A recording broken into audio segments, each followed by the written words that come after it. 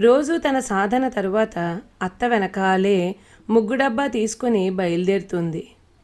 తన చుట్టూ ఉన్న సంగీతాన్ని గ్రహిస్తున్నట్లు ముగ్గులు వేసే తీరుని కూడా గ్రహిస్తూ కూర్చుంటోంది.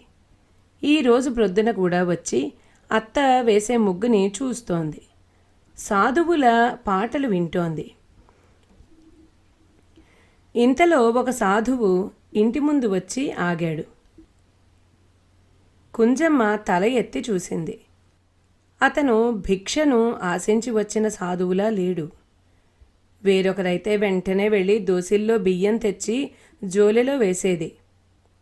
ఏం చెయ్యాలో తోచక చూస్తూ ఉంది. ఆ సాధువు, పాపా, నీకు చదువు చెప్పనా అని అడిగాడు. కుంజమ్మ అత్తవైపు చూసింది. అత్త